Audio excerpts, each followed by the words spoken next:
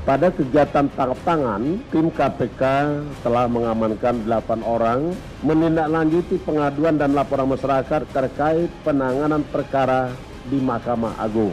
Salam Pancasila dan salam penegakan hukum.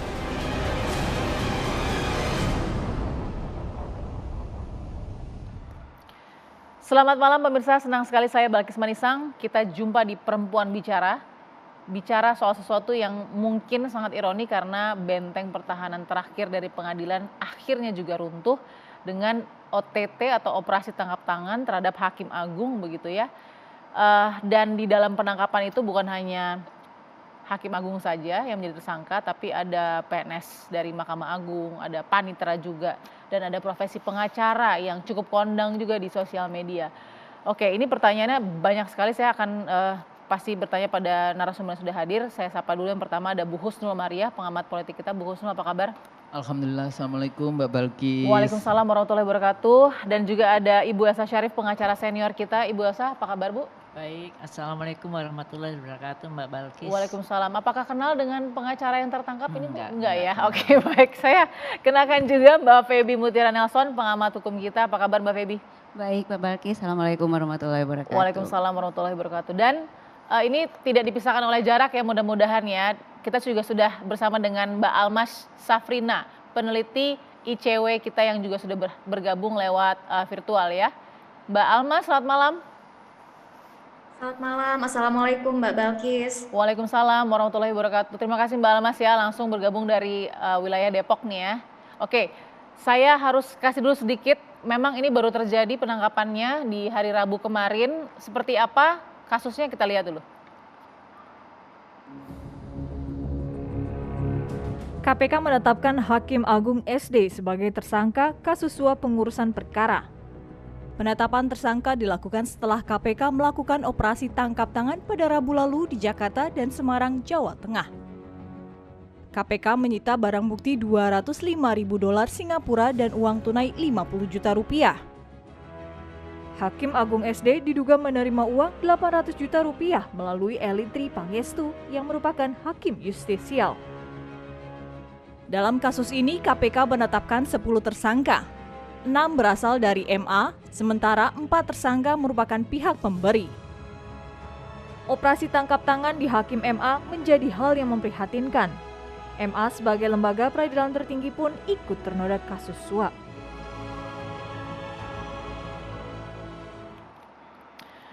Baik, kalau sedikit tadi ya diingatkan oleh informasi di awal, ini uang yang diamankan begitu ya, barang buktinya $205.000 Singapura, setara dengan 2,2 miliar rupiah plus 50 juta rupiah. Jadi dengan uang 2,2 miliar rupiah dan 50 juta rupiah, garda terakhir kita, saya bisa bilang ya, garda terakhir kita di pengadilan itu menoleh juga, tergoda juga. Apa kabar dengan berhadapan dengan mereka-mereka yang punya ratusan miliar, triliunan rupiah? Oke, pertanyaan saya langsung, bagaimana garda terakhir kita untuk mencari keadilan di negeri ini masih bisa menjadi garansi atau tidak? Saya langsung tanya ke Bu Husnul, silakan Bu. Sebetulnya balik lagi ya, ini kita selalu bicara atau KPK selama ini bicara tentang DPR, DPRD, ya, bupati, wali kota yang ditangkap tangan. Cuma konsep tangkap tangan ini kayak sepertinya KPK juga harus menjelaskan sih. Menurut saya juga bukan operasi tangkap tangan yang tahu-tahu ditangkap, ini pasti sudah diawasi dan ada prosesnya. Nah, kalau di dalam konteks kalau kita bicara tentang demokrasi, sebetulnya kita bicara tentang law enforcement gitu ya, rule of law.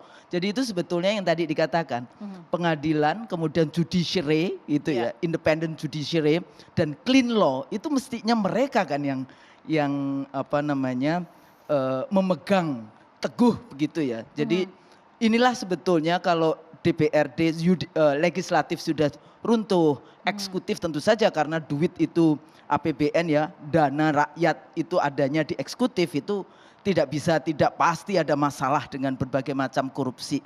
Legislatif juga demikian karena korupsi tidak hanya uang, tapi korupsi juga bisa policy. Nah, sekarang adalah keadilan, pengadilan. Sekarang adalah lembaga judiciary-nya.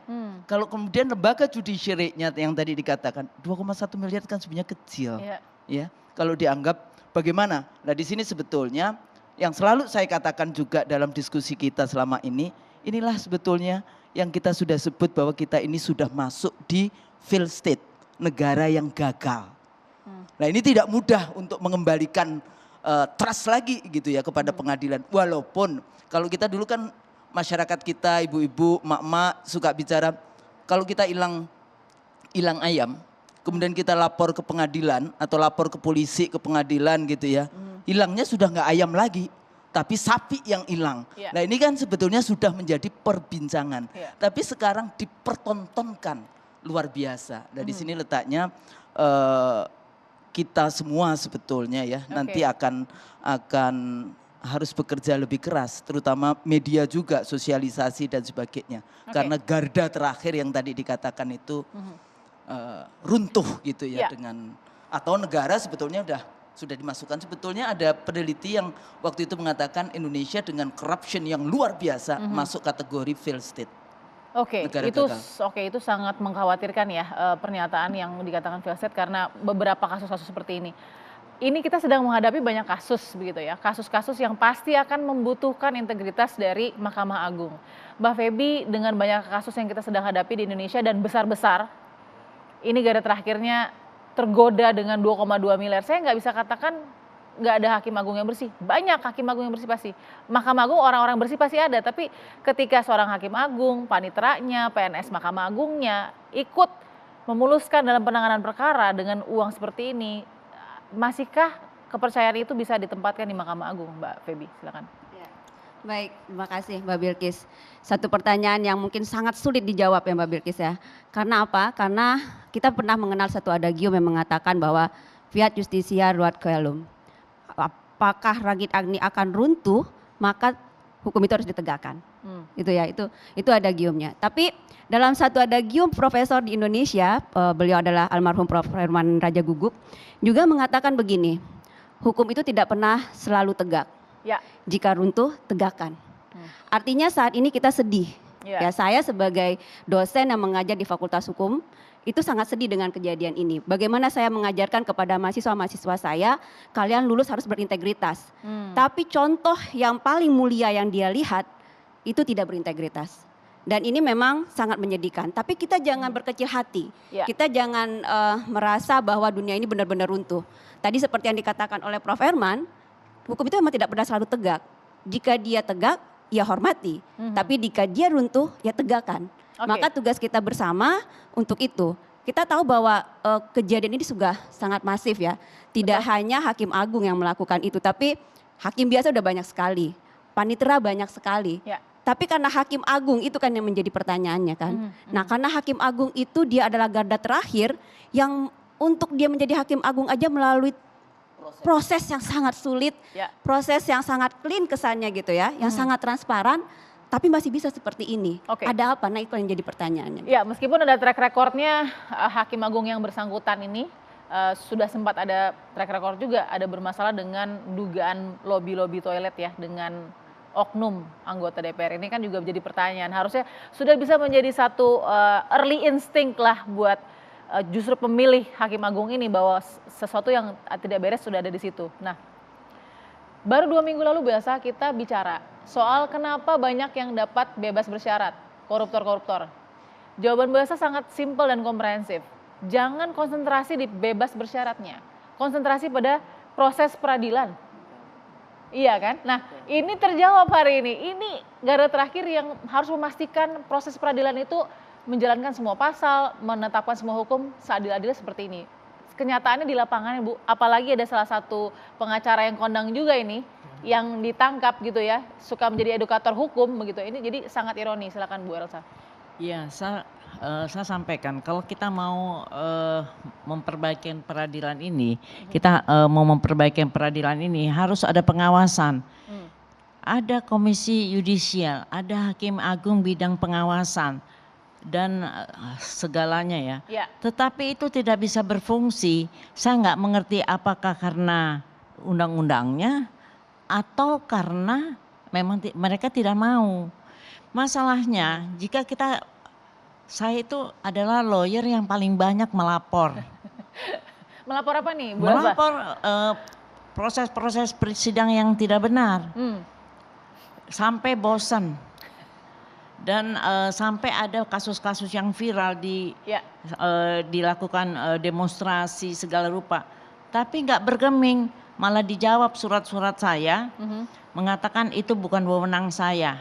Jadi dari pengalaman saya berkali-kali mereka meminta, KY itu meminta bahwa mereka harus tahu bahwa ada tindakan yang melanggar etika. Melanggar etika yang kayak apa? Kita ketemu hakim aja nggak tahu, kita nggak bisa ketemu, dan kemudian jadi syaratnya potong bahasa. Syarat untuk memberikan sanksi kalau ada pelanggaran etika saja dari Komisi Yudisial. Jadi dia tidak terus atau saya bisa membuktikan adanya pemberian uang. Ya nggak mungkin, emang gua ke KPK. Tetapi yang sampai sekarang yang tidak pernah terwujud adalah eksaminasi terhadap putusan. Dengan putusan itu kalau dilakukan oleh eksaminasi institusi independen, akan terbukti bahwa ini hakimnya nggak benar. Nah itu yang selalu ditolak oleh peradilan, maksudnya Hakim Agung itu menolak. Kebanyakan ditolak atau? Kebanyakan ditolak lah. Kan ini dulu pernah dilakukan suatu mahasiswa-mahasiswa, profesor-profesor melakukan suatu eksaminasi terhadap putusan-putusan. Dan itu ditolak karena itu ilegal. Alasannya tidak ada bukti transaksi uang dan tidak ada pelanggaran etika. Lah, jadi saya kasihan sama KPK, kerjanya ngintipin orang transaksi. Berapa orang, berapa kasus yang mesti diintipin. Jadi kalau transaksi 2,2 miliar plus 50 juta ini bagi Bu Elsa apa? Ya ini memang udah kebiasaan, itu hal yang biasa, jadi tidak ada dosa, tidak ada beban di dirinya. Nah kan KPK kan nggak bisa mengawasi orang melakukan transaksi seperti itu. Jadinya akhirnya melakukan random. Nah sialnya, jadi kalau misalnya ada hakim atau hakim manapun lah yang terkena, semua bilang ya dia kurang hati-hati. That's all. Jadi nggak ada sesuatu kamu salah begini nggak ada. Kurang hati-hati, lain kali kurang cantik mainnya. Nah gitu. Gila sekali peradilan kita, karena itu saya kemarin katakan peradilan yang harusnya melakukan penegakan hukum. Kalau di lapas kan itu afternya setelah mengikuti selesai. Regulasi saja begitu. Iya, jadi baik. Jadi ini memang jadi kita sangat kecewa, tentunya sebagian besar lawyer yang nggak ada mau nyogok-nyogok ya. Masa nyogok aja kita nggak tahu siapa dia, kecuali memang Markus ya. Kita nggak tahu siapa hakimnya, kita nggak tahu ini. Kita mau ngasih duit aja nih, istilah kasarnya, mau ngasih mesti nyembah-nyembah, takut tersinggung, saya nggak mau kerjakan kayak gitu. Udah ngambil duit klien kita, udah ini kan. Dengan resiko besar. Reputasi hancur. Sesaat lagi kita akan tanya juga kepada Mbak Almas ya tentang kasus ini. Kita akan jeda dulu, balik ke Perempuan Bicara setelah ini.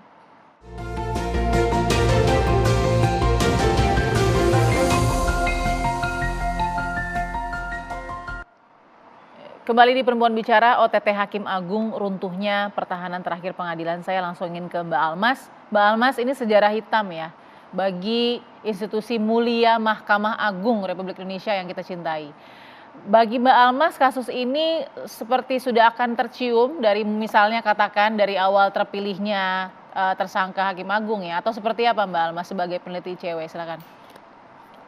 Ya, Mbak Bilkis, ini menarik ya.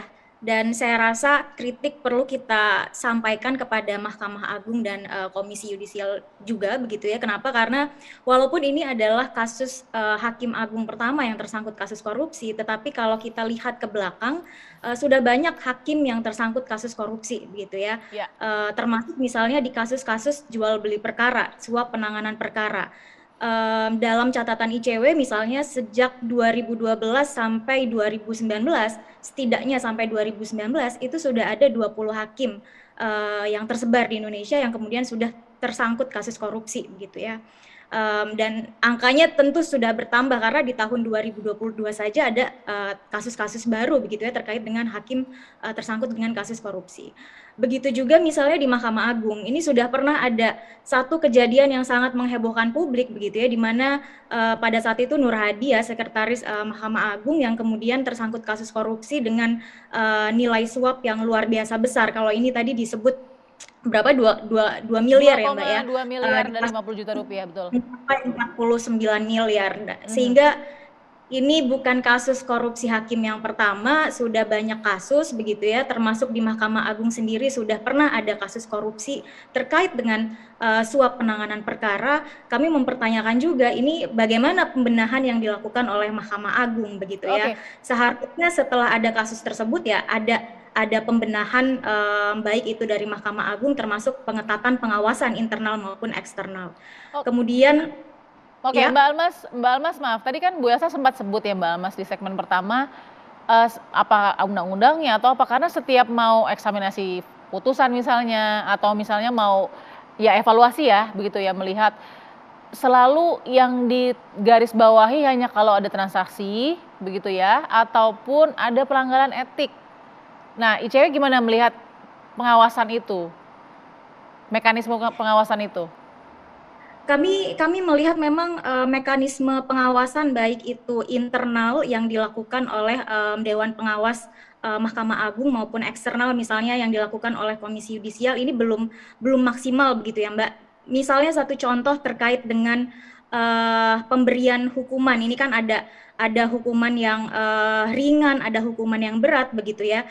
Sehingga perlu juga ada misalnya pedoman bagi hakim untuk kemudian memberikan hukuman tersebut, sehingga saya rasa yang penting untuk dilihat adalah tidak hanya terkait dengan yang tadi itu disebutkan, tetapi juga dilihat dari ketika ada putusan atau vonis-vonis yang janggal begitu ya. Dan misalnya perlu dilihat juga ini siapa nih hakim yang kerap memberikan hukuman-hukuman ringan kepada koruptor begitu ya, sehingga ada mekanisme mitigasi atau proaktif dari misalnya pengawas internal maupun eksternal itu sendiri untuk kemudian melihat apakah misalnya hakim-hakim tersebut kemudian ada potensi-potensi melakukan pelanggaran atau tidak. Jadi tidak hanya pasif misalnya menunggu laporan dari masyarakat dan lain-lain begitu. ICW sendiri punya nggak catatan hakim-hakim mana saja yang selalu memvonis ringan koruptor? Kami sejauh ini belum ada catatannya, tapi menurut kami itu bukan hal yang sulit ya untuk kemudian dikumpulkan oleh Mahkamah Agung ataupun misalnya Komisi Yudisial, karena memang keduanya mempunyai wewenang, mempunyai tugas untuk melakukan pengawasan, dan pengawasan ini sangat penting menurut kami karena sudah banyak kasus yang ditangani, kasus korupsi khususnya yang kemudian berujung pada vonis yang sangat ringan begitu ya. Dalam studi ICW saja tren vonis kasus korupsi, vonis untuk koruptor-koruptor ini masih sangat ringan, sehingga kami juga mempertanyakan bagaimana kemudian kita berharap ada efek jera, efek jera begitu ya ketika vonis yang dijatuhkan kepada terdakwa kasus korupsi itu masih sangat ringan. Oke. Mbak Feby mau tambahkan tadi, benar nggak sih skrup pengawasan dari Dewan Pengawas dan juga Komisi Yudisial tuh dinilai tidak akurat begitu loh untuk menjaga ini gitu? Iya, baik. Kita tahu Mbak Bilkis, pengawasan terhadap hakim-hakim maupun hakim agung itu memang ada dua mekanisme ya. Yang pertama melalui KY, Komisi Yudisial, yang kedua ada namanya Bawas. Ya, disebut tadi dengan Dewas tadi yang disebut oleh teman dari ICW tadi. Yang menjadi masalah adalah begini Mbak. Di Bawas itu berada di bawah Kesekretariatan Mahkamah Agung. Kesekretariatan Mahkamah Agung itu orang-orang yang ada di Bawas tentu ya level golongan ataupun jabatannya itu di bawah Hakim Agung. Ya Mbak, mereka bisa mengawasi hakim-hakim selevel pengadilan tinggi ke bawah, hakim tinggi ke bawah. Mungkin lebih efektif. Tapi kalau sudah menjangkau Hakim Agung, Mbak tahu sendirilah, ibaratnya kayak kasus Sambo gitu ya Mbak ya. Yang mengawasi itu adalah yang di bawahnya Sambo gitu kan. Gimana itu bisa berjalan dengan baik kalau itu levelnya Hakim Agung. Siapa yang mengawasi Hakim Agung? Ya tentu di dalam undang-undangnya adalah Ketua Mahkamah Agung. Ketua Mahkamah Agung sanggupkah dia mengawasi sekian Hakim Agung dengan ribuan kasus yang masuk di sana? Itu puluhan ribu kasus masuk di sana, diawasi oleh yang namanya Ketua Mahkamah Agung. Bawas memang menjadi pengawas juga, tapi tadi kita tahu level mereka itu berada di mana. Ya mereka tidak independen kan, karena kan di bawah Mahkamah Agung. Itu yang pertama. Yang kedua bicara tentang Komisi Yudisial. Komisi Yudisial itu memang di undang-undangnya dia hanya bicara tentang KEPPH, Kode Etik dan Pedoman Perilaku Hakim. Artinya yang dia bisa periksa hanya kaitannya dengan pelanggaran etik karena memang undang-undangnya begitu gitu. Jadi mau kita bawa ke sana juga memang begitulah akhirnya dia ngomong. Kalau kita bicara tentang putusan, salinan putusan, putusan yang tidak bermutu, putusan yang tidak baik, putusan yang ilegal dan segala macamnya, mereka akan katakan ini teknis, ini masalahnya itu di Mahkamah Agung. Yang bisa mengawasi ya Hakim Tinggi, Bawas, Hakim Agung, atau dalam hal ini adalah Ketua Mahkamah Agung. Oke, jadi gitu. Komisi Yudisial yang harus diekspansikan begitu kewenangannya atau bagaimana, ya, Mbak Feby? Saya sih kalau saya melihat memang pertama fungsi dari Komisi Yudisial itu harus diperkuat, Mbak. Itu yang pertama. Yang kedua kita tahu, Mbak, korupsi-korupsi yang ada selama ini itu tidak langsung masuk ke hakimnya. Hubungan itu tidak langsung dari hakim dan si pencari keadilan, tapi melalui jalur di bawah ini loh. Ya kan melalui panitera, melalui jurusita, melalui tukang ketik, melalui malah sampai ke satpam pun mungkin bisa masuk gitu ya kalau yang kita tahu. Nah, masalahnya integritas itu hanya dibicarakan di tingkat hakim, hakim tinggi, hakim agung. Di mereka bawah ini gak ada Mbak bicara integritas perasaan saya gitu ya. Mungkin ada pengawasan terhadap mereka tapi diajarkankah mereka tentang integritas? Adakah diberikan tentang itu kepada mereka? Adakah undang-undang yang mengatur mereka tentang itu gitu ya? Dan sampai sejauh mana gitu peran dalam seleksinya mereka supaya orang yang terpilih itu adalah orang yang berintegritas. Gitu. Jadi tidak hanya level, kalau hakim udah sering ya kita bicara tentang integritasnya dan Mahkamah Agung sudah berusaha sih dengan KY-nya gitu ya, dengan mereka melakukan seleksi yang cukup ketat dengan melibatkan orang-orang di luar KY, di mana di situ ada profesor, ada guru besar dari segala macam untuk bisa masuk dan masyarakat juga terlibat gitu ya. Tapi yang di bawah gak disinggung sama sekali itu juga suatu masalah menurut saya Mbak. Ini kan sistem ya, masuk ke dalam satu hal yang rusak, struktur atasnya dibenahi, di bawahnya enggak ya runtuh juga. Gitu. Bu Gusnu, ini seleksi sudah ketat nih. Kalau menurut Mbak Mutiara, Mbak Feby tadi sudah sangat ketat. Tapi kok seleksi orang nomor satunya nih Hakim Agungnya nggak ketat? Lolos dong ini berarti kan? Dari seleksi. Sebetulnya itu kan juga karena how the system work, jadi sistemnya sendiri bekerja tadi seperti itu. Karena sekarang misalnya semua seleksi komisi-komisi, ya. Jadi ini tidak cuma Mahkamah Agung, tapi pada saat kita bicara Mahkamah Agung itu ada profesionalismnya juga kan. Jadi itu sebetulnya yang mestinya di sana dan kemudian integritasnya, semuanya kita bicara integritas. Semua akan bicara dengan normatif integritas. Tapi track record itu kadang-kadang nggak dilihat. Karena track record kan tidak bisa membohongi ya Bu? Tidak bisa membohongi. Masih ingat siapa dulu Sotomayor yang di Amerika. Dia itu hanya karena dia bicara pernah mengatakan bahwa Hispanik itu lebih baik dibandingkan orang yang lain gitu ya. Dianggap dia ini rasis di dalam konteks itu. Itu sampai 2 hari dia harus menjelaskan di Kongres apa sebetulnya yang harus yang dia sampaikan secara ilmiah itu. Jadi dalam seleksi track record pun harus diklarifikasi ya Bu? Harus, jadi dia harus tahu. Sebetulnya zamannya Orde Baru dulu ada memfungsikan pejaten BIN di dalam mengecek semua siapa yang akan menjadi pejabat. Dan sekarang itu nggak ada. Mereka tidak dimanfaatkan, bahkan ya sebetulnya juga jadi masalah. Jadi normatif gitu maksudnya? Ya akhirnya terjadi kan, kemudian persekongkolan atau nanti transaksional dan sebagainya. Ini kan yang kita menjadi sangat concern hari ini. Semua seleksi yang melalui DPR, tapi sebetulnya juga jangan DPR semua yang disalahkan, karena DPR biasanya kan mendapat materinya dari tim seleksi dari lembaga yang bersangkutan, baik yang eksekutif maupun yudikatif. Yang berikutnya lagi, saya tuh masih ingat dulu, apakah karena hakim-hakim agung atau yang Mahkamah Agung ini gajinya rendah? Enggak. Jadi Mahkamah Agung waktu Sri Mulyani, waktu saya masih KPU dulu ya, itu kan menaikkan gaji luar biasa. Itu yang dinaikkan itu Kementerian Keuangan dan Mahkamah Agung. Itu 2 lembaga yang langsung dinaikkan. Jadi contoh misalnya kalau untuk yang kepala biro kayak gitu ya. Di KPU cuma 2,5 juta. Itu dinaikkan oleh Sri Mulyani menjadi 50 juta. Ya, jadi sampai segitunya perbedaannya waktu itu ya. Nggak tahu sekarang seperti apa. Tapi itu yang dinaikkan adalah gaji untuk Kementerian Keuangan dan Kementerian dan Mahkamah Agung. Jadi sebetulnya kalau alasan apakah karena gajinya sedikit, apakah karena ini. Yang berikutnya lagi sebetulnya peran dari birokrat, panitera di dalam konteks suap menyuap ini sebetulnya itu. Gaji sudah naik tadi zaman Ibu Sri Mulyani ya.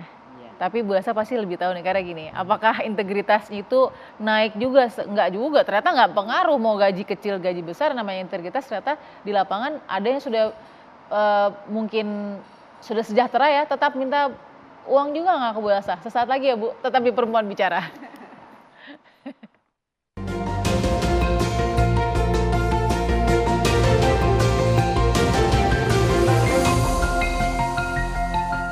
Dan laporan masyarakat terkait penanganan perkara di Mahkamah Agung. Salam Pancasila dan salam penegakan hukum.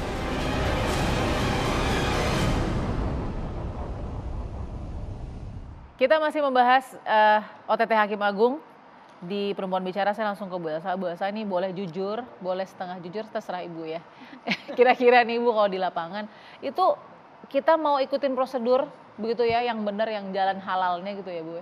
Itu diminta gitu ya untuk membayar atau mungkin ya udahlah kasih hadiah, atau biasanya ya udah oknum advokat aja yang juga mencoba-coba, yang mana Bu yang sebenarnya terjadi? Ya, saya masih jujur ya, saya masih jujur bahwa mungkin karena saya tukang melapor, jadi nggak ada yang deketin saya, malah misalnya kalau ada acara apa yang kebetulan ya kita kan lulusan misalnya sama-sama seorang dokter ya, kita ada pertemuan-pertemuan, mereka tuh selalu menolak, jangan ngomong sama dia. Dan yang saya paling nggak suka tuh dibilang mulut perempuan, bukan soal mulut perempuan. Memang saya perempuan, tapi saya tidak bisa dikatakan dilecehkan seperti itu. Karena dia mau berbuat yang negatif sehingga menghindari saya. Bagi saya nggak ada masalah, nggak bergaul juga nggak apa-apa, ya hal terhadap pihak-pihak yang tidak benar ya. Kalau saya gaulnya saya banyak. Sekarang beginilah, kalau di dalam sebagai contoh yang kita nggak usah bicara masalah putusan ya. Kalau putusan itu kan masih debatable. Ini semua ahli hukum, kita berdebat, berdebat juga. Ini benar, ini itu, alasannya banyak. Tapi yang jelas-jelas yang di depan mata saya, di mana sudah ada putusan Mahkamah Agung harus dieksekusi, enggak dieksekusi, sudah ganti pejabatnya, sudah sampai unmanning 3 kali, saya ikutin aja, terus akhirnya saya mangkel, lapor KY, lapor Hakim Agung, enggak ada. Dibalas juga kagak, mungkin dimasukin tong sampah kali surat-surat ini. Ini yang saya perlu peringatkan. Ini nggak usah bicara putusan lah, bicara eksekusi aja nggak bisa. Harus bagaimana? Kan kita ada bayar skum segala rupa, ya kan ada unmanning. Jadi kan memang begitu aturannya, unmanning terus eksekusi, koordinasi dan semuanya, namanya putus. Yang simple ya, tidak perlu lagi didebatable apakah ini benar atau tidak benar. Karena ini sudah inkrah, sudah 7 tahun saya nggak bisa eksekusi dan saya sudah datang ke KY membuat laporan, disambutlah segala, saya pikir udah tinggal diperingatin aja, kamu gimana sih kewenangan Ketua PN Jogja ini harusnya eksekusi, tapi nggak dilaksanakan. Lapor menghadap langsung ke Batilum itu juga ya nggak ditanggepin. Kepada hakim bidang pengawasan ya, bukan di situ nggak ada dewas ya, tapi adanya hakim bidang pengawasan ya. Saya tulis surat, tapi nggak ada juntrungannya. Udah 7 tahun dan bolak-balik sampai 2 kali saya bikin surat kepada instansi yang sama. Berarti Bu Elsa ini bisa nggak sih jadi alasan advokat-advokat lain yang akhirnya tidak sabar menunggu seperti Ibu Elsa nih mencari jalan pintas dengan memberikan hadiah agar cepat tadi. Iya, kita nggak tahu ya, bisa jadi iya, bisa jadi tidak. Dan itu memang sebetulnya kalau dibilang hati jujur, klien atau yang berperkara ataupun yang dalam pihak yang benar ya, posisinya benar maupun lawyer itu tidak mau melakukan hal itu. Udah pasti tidak mau. 99% nggak mau. Yang melakukan ini adalah orang yang tidak benar. Dia menggunakan Markus. Jadi walaupun dia lawyer tapi dia sebetulnya posisinya Markus. Makelar kasus. Iya. Sehingga dia bisa ke sana. Kalau ditanya, kamu lawyer nggak? Nggak pernah sidang mereka. Tapi kalau orang yang lawyer yang bersidang, itu nggak berani mau melakukan itu. Manuver-manuver kotor ya. Karena dia merasa bangga dengan dirinya sudah punya prestasi. Dan saya juga lihat malah hakim-hakim tingkat pertama yang saya pernah alami, itu benar-benar banyak yang bagus. Ya. Kita bersidang, saya deg-degan, kadang-kadang saya nggak putusan saya nggak hadir. Ternyata benar, saya misalnya pidana memenangkan pengadilan itu ya? Iya, dengan baik. Terus sudah tuh saya bilang, waduh lawan saya ini adalah sesuatu gajah besar di Indonesia. Waduh klien saya nggak punya apa-apa digugat. Di tingkat pertama karena pembuktian kita bagus, ya hakimnya nggak bisa memberikan putusan yang telat. Karena kita pembuktian yang bagus, dia hanya memberi, walaupun saya sudah lihat ada kemiringan ya.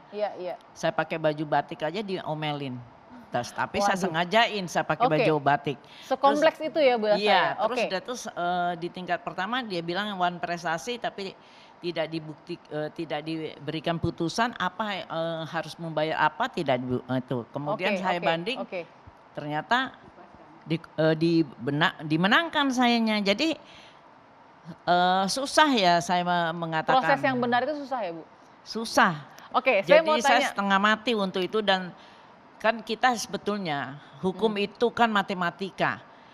Bikin flowchart aja ini terbukti, ini enggak, ini kan kita bisa tahu terbukti atau enggak finalisasinya ya. Tapi saat ini kita nggak bisa. Dulu saya dengan hakim, jaksa maintenance bersama tidak ada kolusi-kolusian. Saya bisa membebaskan siapapun dengan cara-caranya yang benar. Saya mau cek ke ICW ya Mbak Almas. Kalau tadi salah satu contohnya ya Bu Elsa butuh 7 tahun misalkan untuk menunggu sebuah eksekusi dalam sebuah kasus sampai sekarang. Nah, ICW pernah nggak mungkin juga melakukan pelaporan begitu ya kepada Mahkamah Agung dan sama memiliki kesulitan? Silakan, Mbak Almas. Kita akan kembali. Mbak Almas sudah bisa dengar? Ya, dengar Mbak Bilkis. Pertanyaan saya tadi dengar? Belum dengar. Gimana Mbak? Tadi seperti Bu Elsa yang menjalani proses-proses yang benar itu butuh waktu panjang begitu ya. Bahkan satu kasus tadi sampai 7 tahun menunggu. Pernah nggak ICW juga melakukan pelaporan ke institusi Mahkamah Agung gitu ya. Terus kemudian tidak ada jawaban atau ke KY karena memang restriction dari kewenangan dia. Seperti apa? Mungkin ada pengalaman Mbak Almas? Mungkin pernah ya, tapi saya belum tahu informasinya. Mungkin teman-teman yang lain atau teman-teman dari yang banyak melakukan advokasi atau misalnya terkait dengan persidangan di KY dan di Mahkamah Agung dan lain-lain mungkin pernah punya. Tetapi sejauh ini kalau saya pribadi belum pernah ya Mbak ya. Tapi memang kalau kami melihatnya yang sekarang ini kan memang kita belum tahu ya konstruksi kasusnya itu seperti apa. Bagaimana misalnya relasi antara pihak penerima suap dan pemberi suap ini bisa terjadi begitu. Siapa yang kemudian aktif meminta suap, siapa yang aktif, apakah pemberi suapnya, apakah penerima suapnya atau semacam ada pengkondisian dibuat misalnya ada memberikan sedikit harapan atau misalnya tadi ya soal eksekusi, putusan kemudian dibuat lama dan lain-lain sehingga mengkondisikan satu hal yang sebagai si klien atau sebagai si pengacaranya kemudian berpikir wah kita harus membangun koneksi begitu ya, entah itu dengan menghubungi panitera atau hakimnya dan lain-lain begitu untuk memberikan suap. Jadi kalau dilihat dari beberapa kasus korupsi yang melibatkan hakim begitu ya, ini memang beragam begitu. Bagaimana relasi itu kemudian bisa ada relasi antara pemberi suap dan penerima suap begitu. Oke, kalau ini boleh Mbak Almas dan Mbak Feby juga ya, saya mau tanya. Ini kan Hakim Agung, panitera, asistennya, pengacara, dan pengusahanya. Modus yang dibaca oleh ICW seperti apa dengan keterlibatan banyak pihak ini? Mbak Almas, silakan. Ya, kalau kami melihatnya ini sudah kami justru mengkhawatirkan ini bukan kasus pertama begitu ya yang menyangkut orang yang bersangkutan ini, karena terlihat tanda kutip profesional dalam artian banyak pihak yang terlibat di situ dari internal Mahkamah Agungnya. Jangan-jangan ini bukan kasus yang pertama begitu ya, tapi sebelum-sebelumnya juga sudah ada kasus serupa, sehingga saya rasa penting bagi Mahkamah Agung menjadikan kasus ini sebagai momentum untuk berbenah begitu ya, memperkuat pengawasan di internal, kemudian menegakkan kode etik perilaku hakim itu sendiri. Oke, Mbak Feby, Hakim Agung SD itu ini mudah-mudahan tidak salah ya, dikenakan pasal 12 huruf C atau pasal 12 huruf A atau B, junto pasal 11 Undang-Undang Tipikor, junto pasal 55 ayat 1 ke 1 KUHP. Ini maksudnya apa yang sudah dilihat oleh penyidik? Iya, baik Mbak. Ini yang dilihat oleh penyidik bahwa memang sudah terjadi satu pelanggaran tindak pidana atau kejahatan yang dilakukan melanggar pasal tersebut. Ya. Pasal itu kan adalah kaitannya dengan bahwa pegawai negeri ya atau penyelenggara negara yang menerima baik berupa benda gitu ya ataupun uang dan segala macamnya yang terkait dengan itu yang melanggar dari tanggung jawabnya sebagai penyelenggara negara gitu ya. Dalam arti uang itu diterimanya karena ada sesuatu yang kaitannya dengan kewenangannya atau dengan tanggung jawabnya ya untuk mendapatkan sesuatu. Jadi ada sesuatu yang terjadi di situ. Nah, pelanggaran terhadap pasal 12 itu ancaman hukumannya kan seumur hidup, Mbak. Pasal 12 itu ancaman hukumannya adalah seumur hidup atau minimal 4 tahun penjara, maksimal 20 tahun penjara, dan sangat berat sebenarnya dari ancamannya. Begitu juga dengan dendanya. Ya, dari pasal ini, dan begitu juga dengan dendanya. Dendanya itu sampai 1 miliar ya kalau tidak salah batasan bendanya. Jadi pasal ini kaitannya begitu. Nah, kalau kaitannya dengan 55 dan 56 itu kaitannya adalah dengan bahwa dia tidak melakukan itu sendiri. Bahwa ada beberapa orang yang melakukannya yang nanti pertanggungjawabannya dilihat dari peran dari masing-masing orang. Baik itu nanti si panitera, orang yang menyuap ya dalam hal ini adalah pihak kuasa hukum ataupun dari si pengusaha yang menyuap. Nah, itu semua kaitannya dengan pasal 55. Nah, kalau pasal 12-nya itu kaitannya dengan tadi Mbak, kewenangan dia sebagai pegawai negeri atau sebagai penyelenggara negara. Nah, penyelenggara negara itu diterjemahkan lagi salah satunya adalah hakim. Karena banyak kan penyelenggara negara. Nah, salah satunya hakim. Itu Mbak yang dimaksud dengan akan pasal lebih ini. berat jika mereka-mereka yang melakukan kejahatan korupsi, kolusi, nepotisme ini adalah penyelenggara negara. Pasti lebih berat. Ya, makanya pasal itu yang dikenakan, pasal 12 itu Mbak. Oke, meskipun begitu Bu Husnul, saya nggak tahu bahasanya yang Bu Husnul lebih tepatnya ya, apakah dibutuhkan reformasi hukum atau revolusi hukum atau apa sebenarnya dengan kondisi penyelenggara negara yang sudah dipisahkan, walaupun hukum masyarakat ini sama ya, di mata hukum semua sama ya, tapi begitu penyelenggara negara yang melakukan pasti akan jauh lebih berat. Toh tidak berhenti, masih ada korupsi dan segala macam, butuh apa saat ini? Ya sebetulnya simple reform, jadi bukan yang sampai revolusi ya. Dalam konteks itu membubarkan negara, membubarkan yang tadi saya katakan itu simple reform. Jadi kalau simple reform, pertama sebetulnya KPK sendiri itu harus transparan dan akuntabel. Jadi kerja KPK walaupun sudah ada Dewan Pengawas dan sebagainya, dia juga harus transparan dan akuntabel.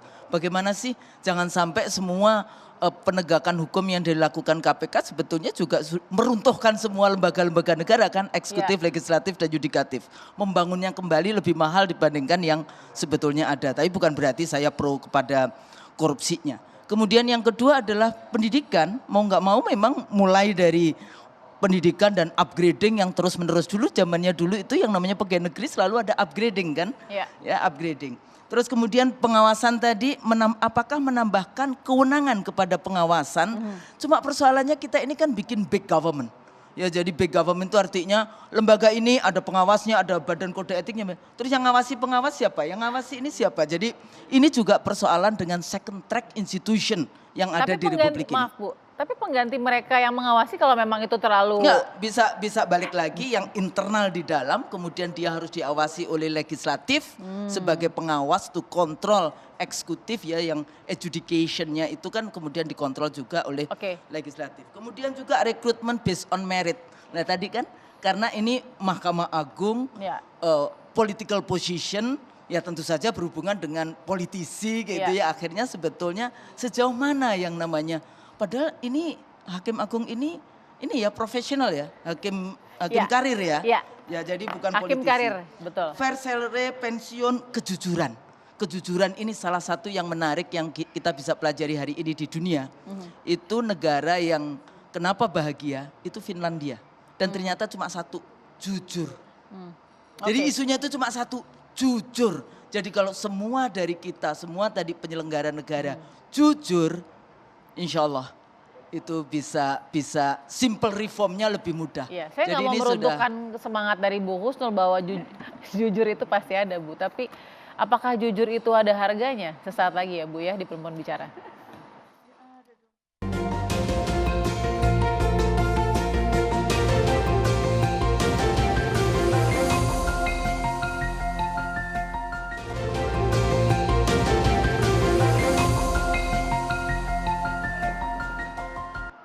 Oke, tadi kita sebelum jeda ada pertanyaan saya soal harga kejujuran ya, karena netizen juga jujur di sini banyak yang mengatakan ini hakim-hakim pada tingkat pengadilan negeri ini harus diawasi secara ketat.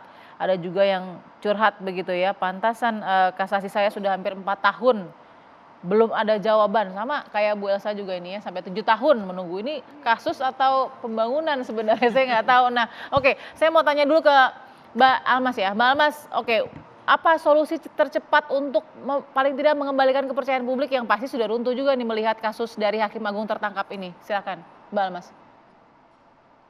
Ya, pertama yang paling basic mungkin dari pemilihan ya Mbak ya, pemilihan Hakim Agung itu sendiri.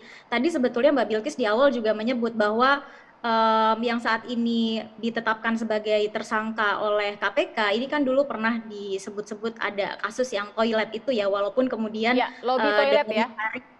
Ya, lobby toilet di tahun 2013, walaupun kemudian hasil pemeriksaan dari Dewan Etik begitu ya di di DPR pun juga sudah dilakukan, sudah dilakukan, kemudian disebut tidak terbukti, tapi seharusnya itu sudah menjadi catatan begitu ya, catatan merah begitu, sehingga kemudian menjadi pertanyaan kenapa pada tahun berikutnya, setahun kemudian tetap diusulkan oleh Komisi Yudisial begitu ya untuk mengikuti fit and proper test di DPR, walaupun memang ya waktu itu tidak terbukti ada pelanggaran kode etik atau terbukti bahwa yang bersangkutan melakukan lobby dengan DPR begitu ya, tetapi seharusnya ya itu menjadi salah satu catatan yang kemudian ketika yang bersangkutan terpilih pun seharusnya ya sudah perlu ada pengawasan yang cukup ketat terkait dengan nama-nama Hakim Agung, apalagi yang sudah punya catatan merah sebelumnya begitu. Kemudian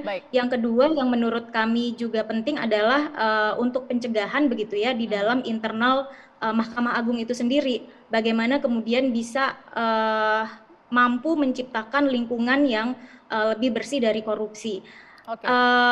Menurut kami penting soal pencegahan itu bagaimana menjaga dan mengawasi perilaku hakim, karena nyatanya posisi mereka ini kan rentan suap ya, sudah banyak kasusnya, sehingga PR-nya kemudian adalah bagaimana kemudian peraturan terkait dengan etik, pencegahan korupsi di internal, kalau ada whistleblower system dan lain-lain itu bisa efektif berjalan di internal Mahkamah Agung, sehingga itu menjadi PR besar menurut saya yang harus dibuktikan.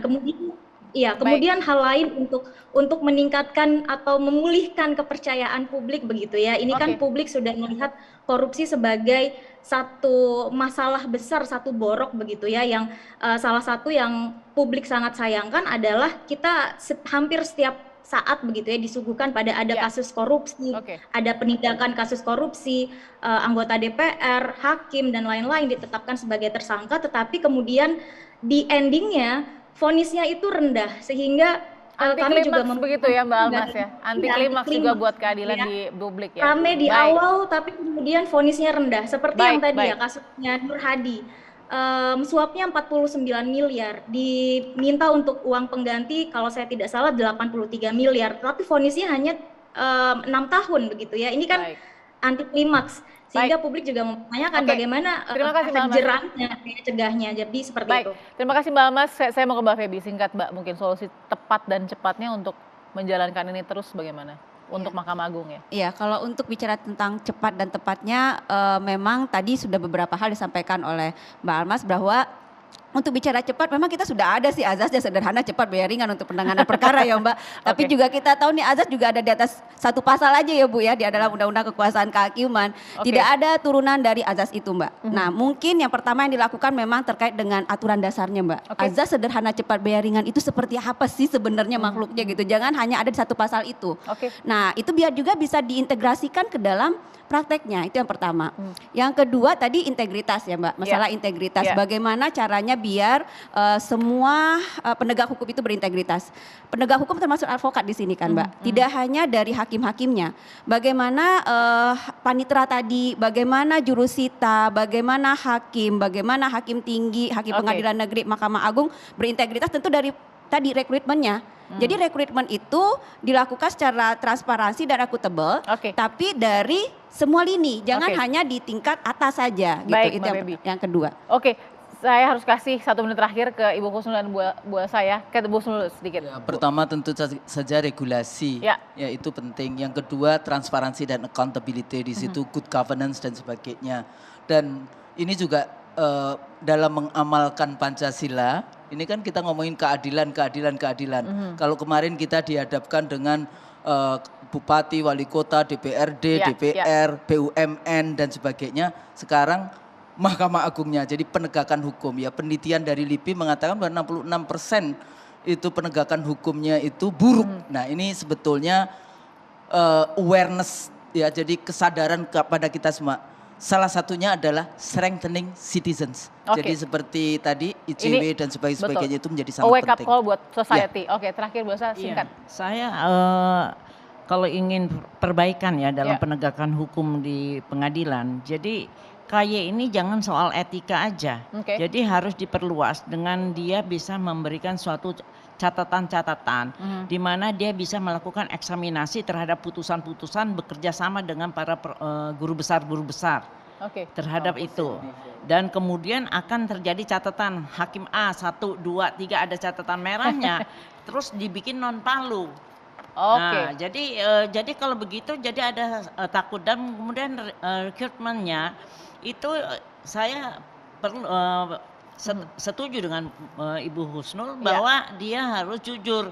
Karena itu salah satunya saya nggak pernah lihat itu rekrutmennya dengan melakukan psikologi ya. Apakah orang ini jujur atau tidak? Kalau soal pinter semua, semua para dokter di Hakim pinter Agung dan itu. meminteri orang beda tipis ya Bu. Baik, terima kasih Bu Elsa, terima kasih Bu Husnul, terima kasih Mbak Feby dan juga Mbak Almas sudah bergabung di Perempuan Bicara. Kita akan bahas lagi kasus-kasus lain dan mungkin topik-topik lain di minggu depan. Sampai jumpa di Perempuan Bicara.